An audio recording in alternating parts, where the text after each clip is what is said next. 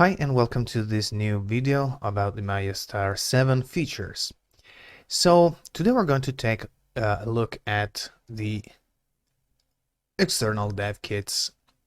So right now I have just three different dev kits that are most problematic in general. So that's what we're going to take a look at because it's unfortunately it's not just a click here, click there, and it's done. But there are just a few more steps to add to the workflow. So all of these are in Collada and are the Gianni signature Gianni and signature Geralt and the Cupra dev kit. So I will start with clicking on import Collada, and I will start with the last one here, Geralt. Both Geralt and Gianni have the same type of issues being created in Blender and MayaStar. So I will click on open and import this. Alright, it's probably made with an older version of MayaStar, but anyway. So the next step to do with this is, since the import takes care of a lot of other things, fortunately the process is quite easy. We go back to rigging and we go to bind pose. Okay, keep in mind here the proportions, alright? That is most important.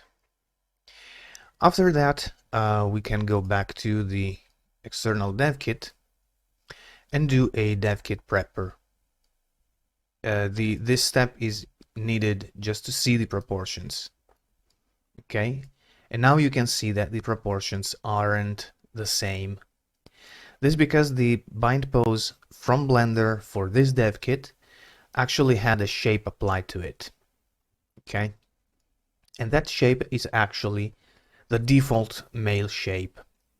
Okay, so with that in mind, we can now go ahead and click on Mayastarizer DevKit Converter.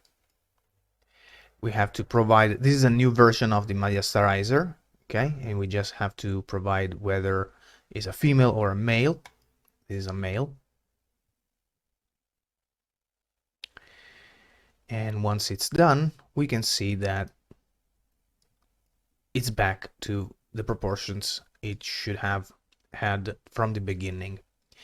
However, if we go back to the rigging here and we do a go to bind pose, you see that something is different, okay? Because the DevKit prepper actually reset all of the skeleton and created a new bind pose for that. But we need to have the same exact bind pose that it came with, all right?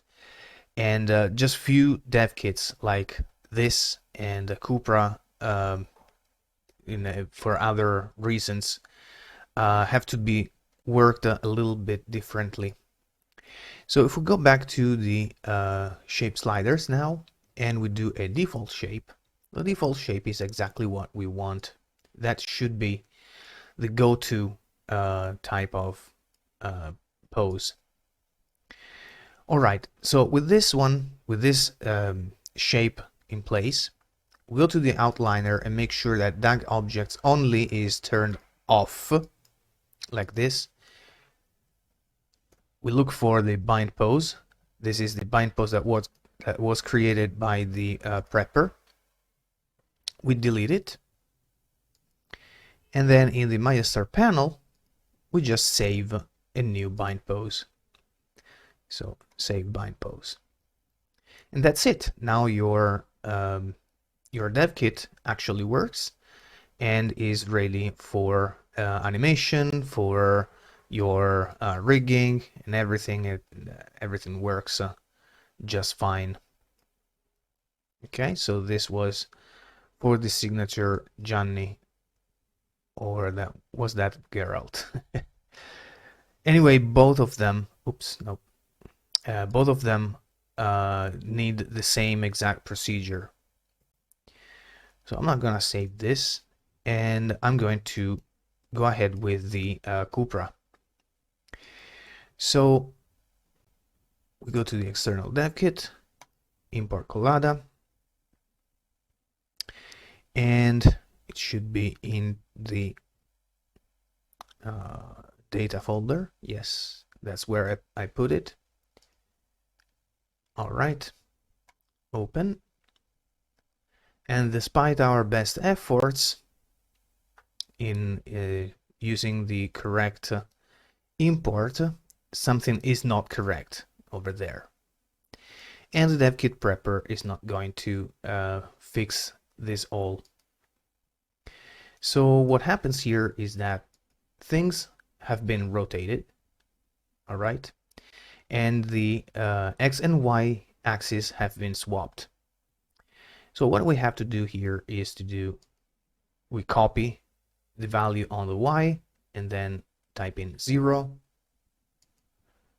paste the same value like there, 0 out the rotation. All right, go to the outliner, look for the bind pose, delete it, and then save a new one, making sure to select either the skeleton or the mesh. My preferred method is by selecting the mesh, but since we have more than one mesh here, it's just best to do the same on the skeleton, so it applies to all meshes here. So I'm going to save bind pose, and now you can try it. So set a pose, go to bind pose, and it goes back to the bind pose without rotating back to that weird position. At this point, we can go to the external dev kit again and MayaStarize the whole thing. So this is a female. So we click on female.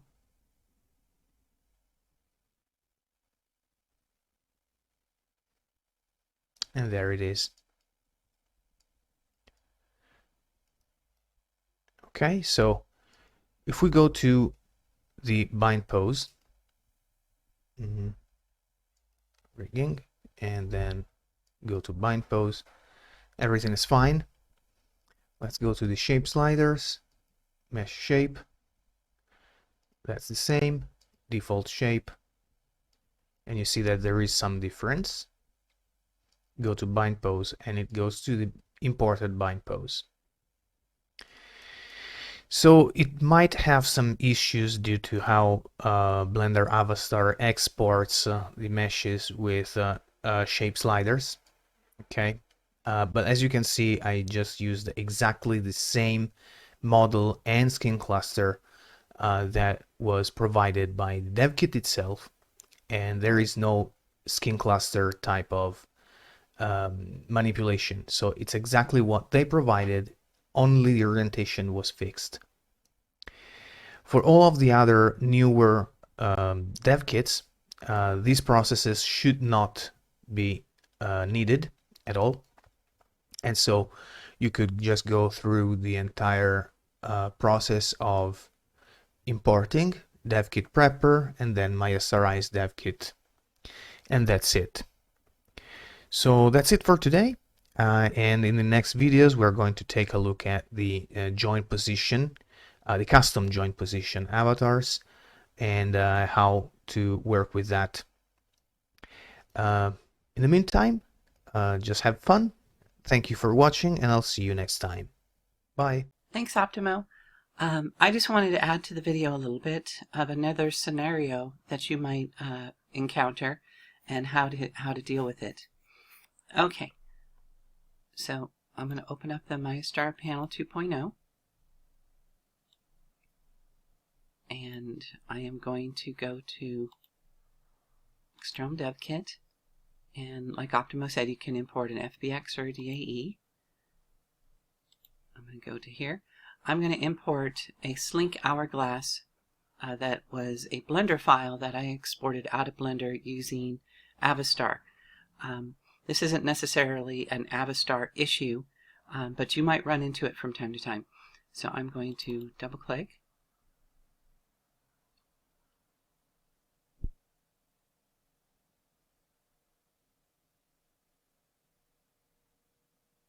It's just taking a little while to import. Okay, so it says it imported correctly, but which it did. It went through all the regular processes, but there was one thing that didn't get fixed. Is the avatar is huge. Now we Optimo worked very hard to try to have the automated import process compensate for as many different problems with DAE files that you could come up with, DAE and FBX files. But sometimes there's going to be situations where it's just hard to anticipate every possible scenario of what could go wrong. And so this is one of them where it comes in too big. So I'm going to start a new scene, and I'm going to show you how to deal with it, because even DevKit preppers won't fix this particular problem. Okay, so I'm going to open up the DAE file in a notepad.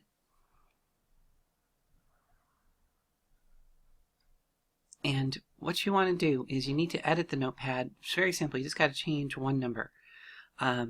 So what you want to do is you want to find where it says unit meter, and this is why this can be off, because sometimes there's a lot of zeros afterwards, sometimes there's just a few, or 3, or so this number can vary just simply by the number of zeros after the decimal place, and so it can cause an issue. And so what you want to do is, after you find where it says unit meter equals the number, you want to change it to 0.01. See, we can't control how other people make their DAE files. It might say 10. I don't think it'll ever say 10, but it could be. But yeah, so it's just, this becomes kind of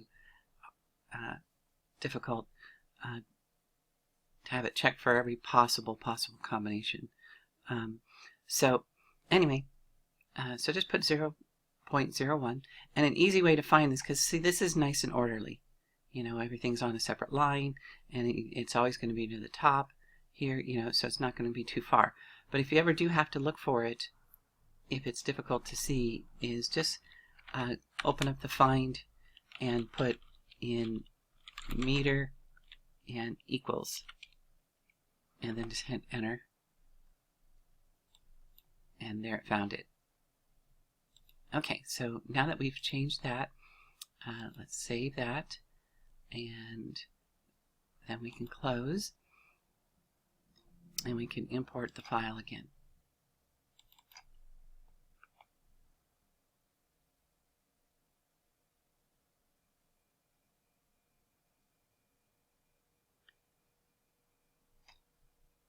Okay, so now that we've imported it, it comes in the size it's supposed to be. Okay, now a meter unit of 1 is actually the scale of Second Life, but the avatars for Second Life and the skeleton were actually created using Maya years and years and years and years ago, and they created it using the scale of 0.01. So everything is, in order to recreate it as close as possible that Linden Lab did, that's why MayaStar uses the same scale. And so it's so that the appearance sliders and everything work the way they should. It's just easier to use the same scale that Linden Lab used. So that's why the avatar needs to be tiny. Okay. So that's one problem. Let me show you another thing is, It's not necessarily a problem, but this is like, say, stuff that you might run into. Like this particular avatar, let's see, let's move this down just a little bit. She does have a skeleton, but she doesn't have any hands or feet. And if you wanted to import feet or hands or a head onto this avatar later, like say you imported the body first, then you were going to import the feet with a different DAE or the hands with a different DAE, how do you fix this? And this is real easy to fix. Okay, go into the MayaStar menu and then come down here to DevKit import, and I've modified and updated step 2 of the old DevKit prepper. And you just click on that and it adds the bones for the hands and feet. And so it works slightly different than this DevKit prepper over here in that. And also these are kind of outdated now, except for the DevKit prepper here. I left this the old way of bringing in DevKits just in case somebody was perfectly happy with the old way and they were so used to using the old way. I wanted to let people have access to these ways of importing the DevKit.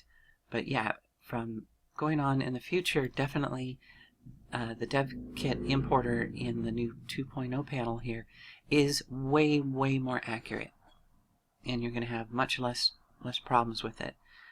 And so, okay, so we brought in the bones, and so now we can just go straight to Mayasterizer female.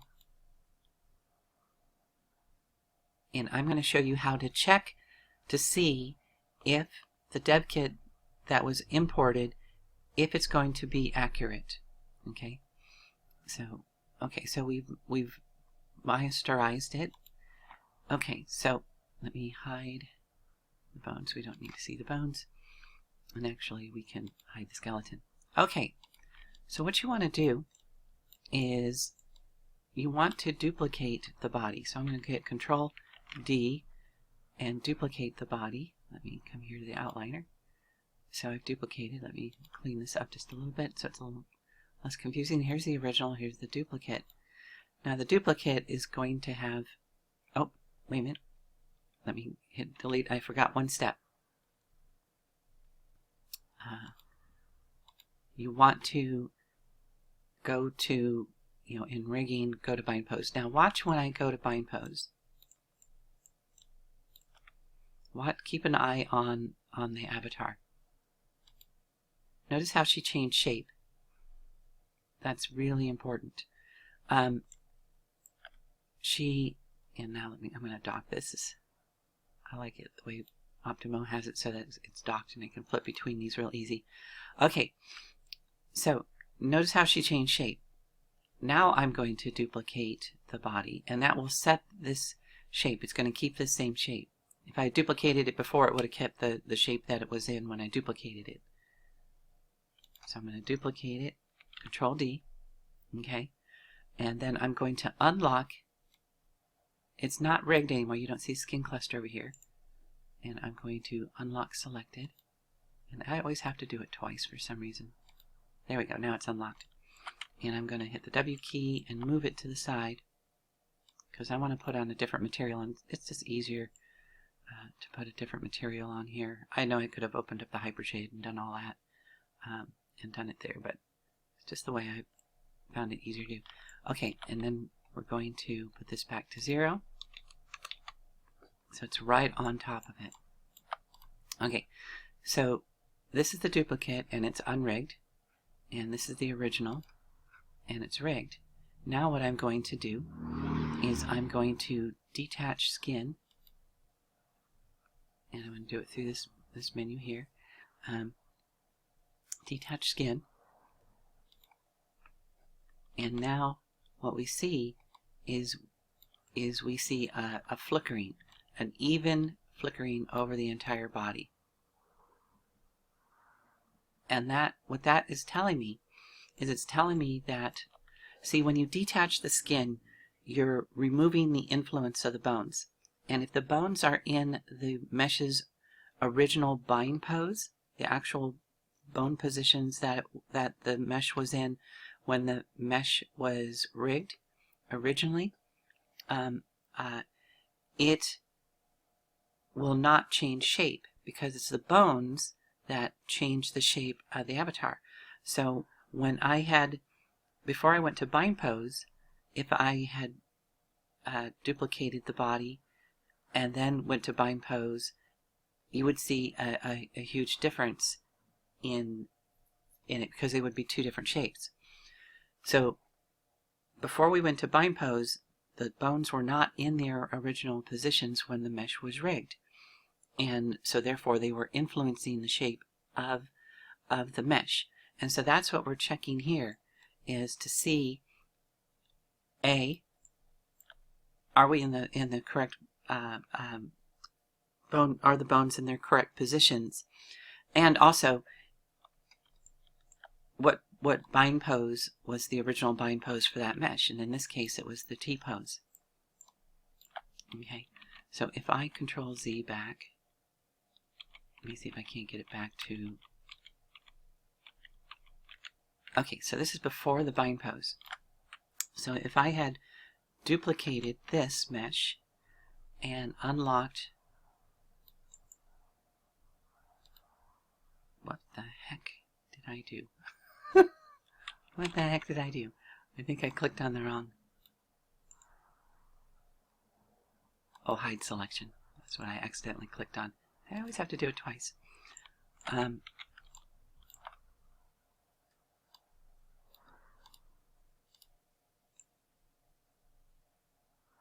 Let's do the same thing here.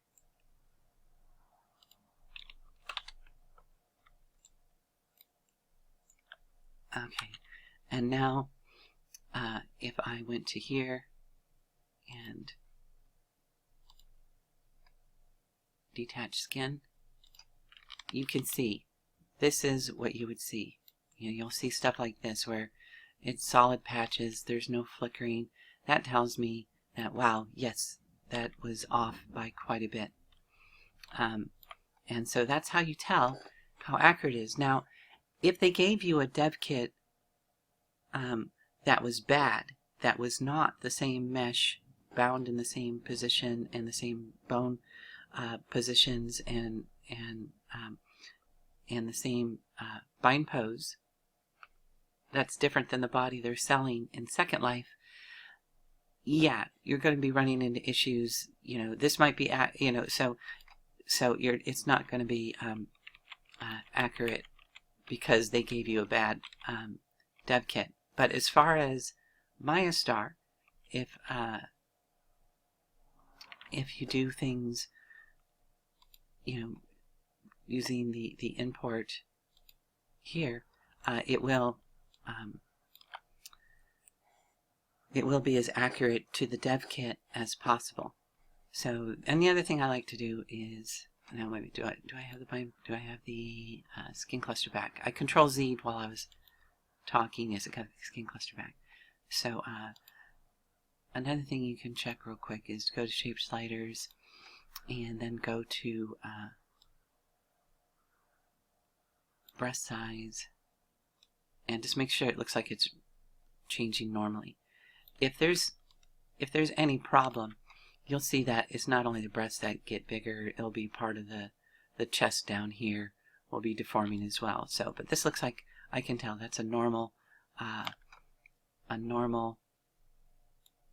way that the breasts are changing shape. So I know that the rigging is, the weights are the way they should be. Alrighty, so that's one scenario. I did want to show you one more.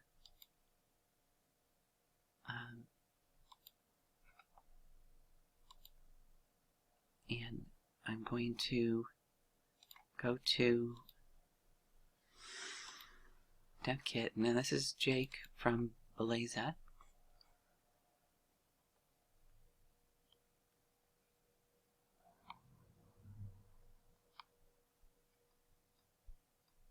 Just waiting for it to import. Okay. Okay. And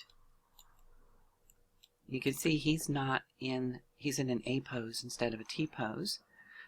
And I have Kid Prepper, Mayastar male.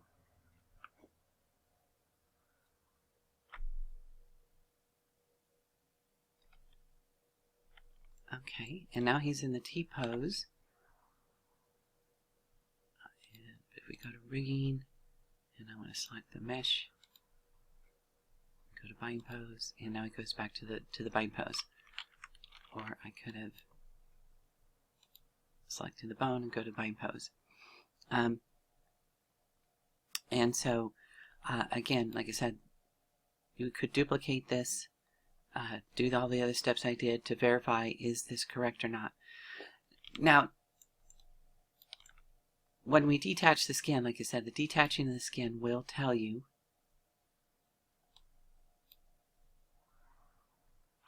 I'm going to move this over the side. Will tell you, like say, when you detach skin, you keep a good close eye out. And I detached the skin. You saw the skin cluster go away, and he stayed in the same exact position and pose. So we know that this pose is the bind pose for this particular avatar. And so when you make your clothes, you want to do your final rigging in the pose that the avatar was rigged to. So when you make clothes for this particular avatar, Jake, you want to make your everything, your clothes, you want to do your rigging in the same position. And the legs are not so important. It's always the arms and always the shoulder area that's the most tricky. And if you don't rig in this pose for here, you're going to run into some poke through issues when the avatar is moving. It has to do with sort of think of it as the alignment of the planets. You know, the bones are the planets, the joints, and that the percentage that each joint is influencing on a vertex, like here in the shoulder, even though it's the same percentage, if you were to rig this in the T pose instead of the A pose, and you had a vertex right near the shoulder, let me Control Z, get that back. So let's say we had tried to, we rigged him in a position like this, okay? And you're like, well, my clothes fit right on top of this, and this vertex, if I can get it there, this vertex here, and there's my shirt that I made for him, the vertex is just barely above it, and I copied the weights in there, so they're almost near identical weights, even if you put identical weights on them.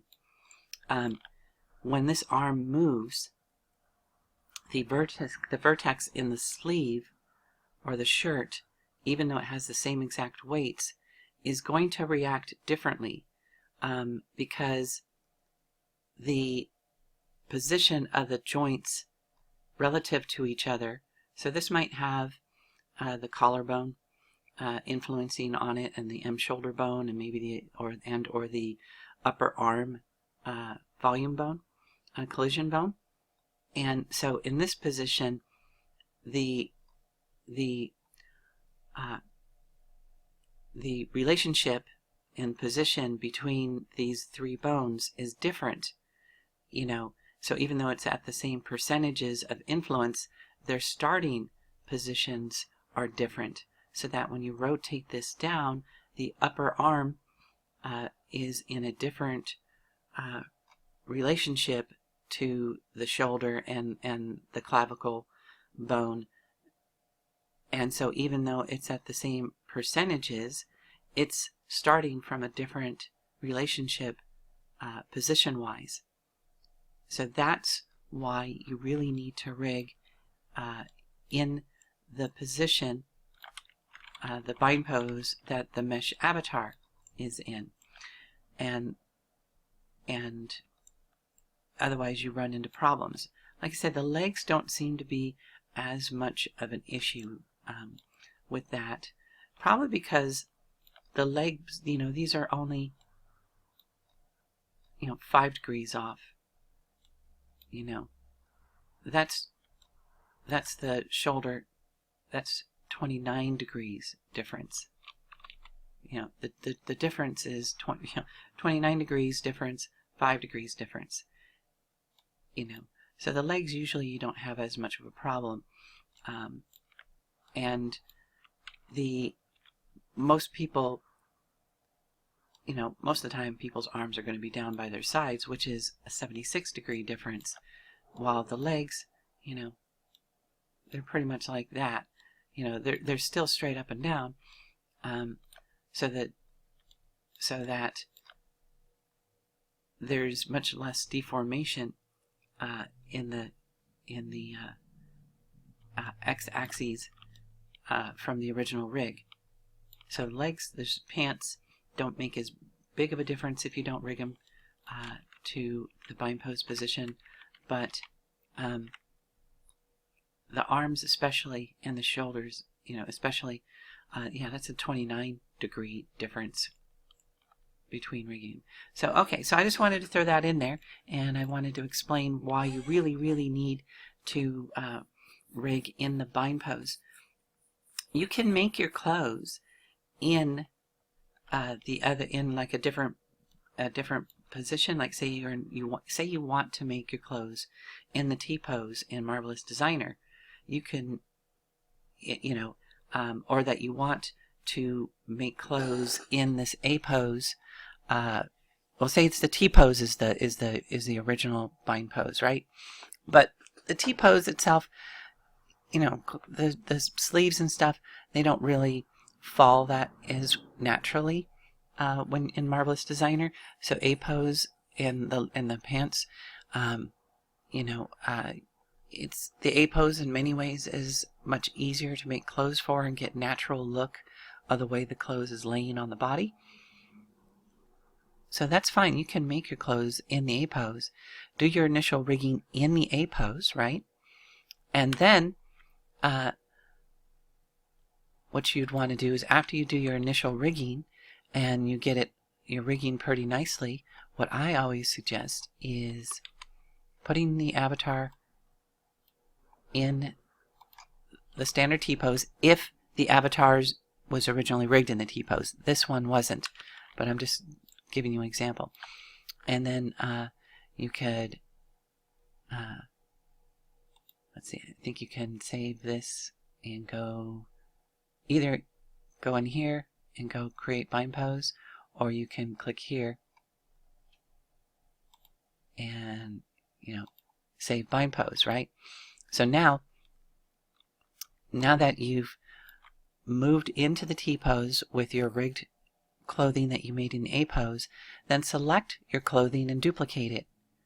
Select your clothing, then duplicate it, and then select all the bones in the skeleton. Select your duplicate mesh of your clothes and do a quick smooth bind, and then select your original clothes that you've already done all the rigging to and you've already adjusted all the weights, and then copy the weights from the original to the duplicate, and then remove unused influences off of the duplicate, and then you can delete your originals if you want to. Now the duplicate will have been rigged in the original bind pose, which was a T pose, and it'll be ready to export out to Second Life. So that will definitely, and you'll notice then if you do both, wear both clothes at the same time in Maya and start moving the arms around and stuff, you'll notice that the original clothes that you did in the A pose, which was not the original bind pose for that particular avatar, doesn't move quite the same. So anyway, it's just one way you can do it. So I wanted to mention that to you, just so that you help you get better results in your clothes that you make. So awesome. Alrighty. Well, I know this was a very long video, much longer than the original, but I thought it was good to add these other scenarios and what you can do. So awesome. Thanks again, and have a great day, and see you in the next video.